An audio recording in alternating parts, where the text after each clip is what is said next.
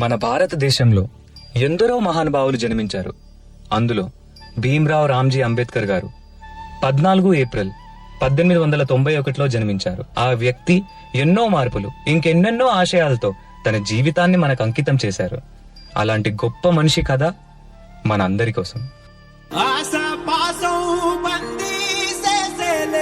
సాగే కాలం ఆడే ఆటేలే తీరా తీరం సేరేలోగానే ఏ తీరవునో. నమస్కారం మాస్టారు. పిల్లలు, ఈ ప్రశ్నకి మీలో ఎవరు సమాధానం ఇస్తారు? నేను చెప్తాను మాస్టారు. భీమ్రావ్, ఆగిపో. నువ్వు ఆ బల్లాన్ని తాకితే దాని వెనకాల ఉన్న మా భోజనం మైలైపోతుంది. నువ్వు కూర్చో. నువ్వు వెళ్ళి రాయి భీమ్రావ్.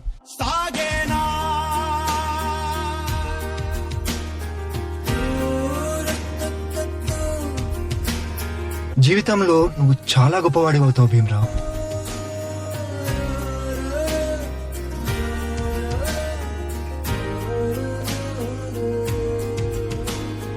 నీ వల్ల మా భోజనం మైలైపోయింది. ఇది కూడా నువ్వే తిను.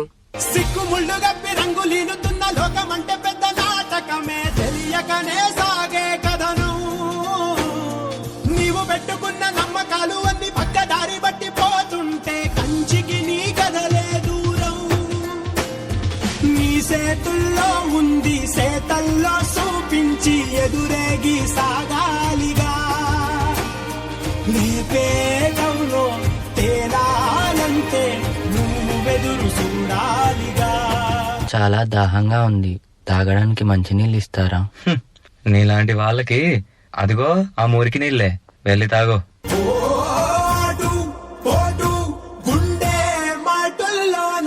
మనుషుల్ని మనుషుల్లా చూడండి, పశువుల్లా కాదు.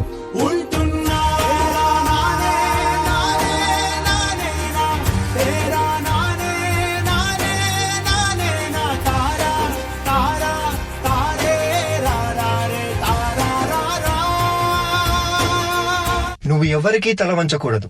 నీ చదువు నీ మార్గం కావాలి, విజ్ఞానమే నీ ధనం కావాలి. నీ వాళ్ళ కోసం నువ్వు ఒక దీపంలా నిలవాలి. నీ కృషి, పట్టుదల, దీక్ష మన భారతానికి రాజ్యాంగం కావాలి. ఇప్పటి నుంచి నీ ఇంటి పేరు నా ఇంటి పేరు అవ్వాలి. అందరూ నిన్ను అంబేద్కర్ అని పిలవాలి. సరేనా భీమ్రావ్?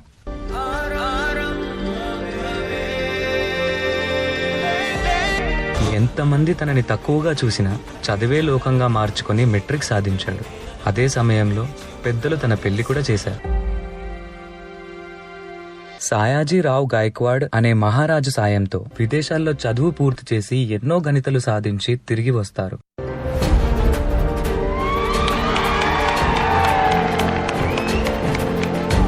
బాబా, ఇన్ని సంవత్సరాలు గడిచినా ఈ ప్రజలు మారలేదు, మా బ్రతుకులు మారలేదు. ఎలాగైనా మా తలరాత్రులు మార్చే దేవుడివి నువ్వే కావాలి బాబా.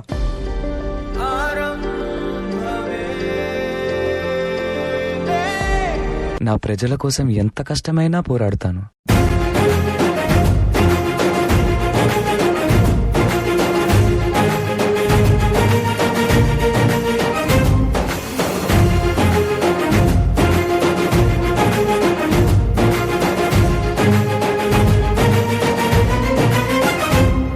భారత రాజ్యాంగం యొక్క మూసాయుధ కమిటీ అధ్యక్షుడిగా మిమ్మల్ని ఎన్నుకోవడం మాకు చాలా సంతోషంగా ఉంది.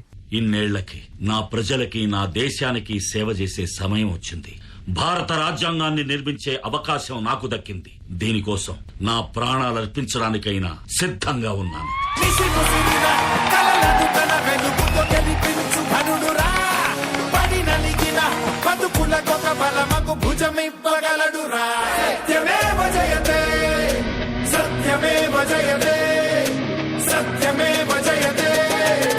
అంబేద్కర్ ని ఒక ప్రాంతానికో, ఒక కులానికో, ఒక మతానికో పరిమితం చేయలేం. ఎందుకంటే ప్రతి భారతీయుడి గుండెపై చెరగని ముద్ర వేసిన మహనీయుడు ఆయన. అందరి కలలు కన్నది ఆయన కలం, బడుగుల కోసం ధ్వనించింది ఆయన గళం. భారతదేశంలో రాజ్యాంగం ఉన్నంత వరకు ఆయన మన మధ్య బతికే ఉంటాడు.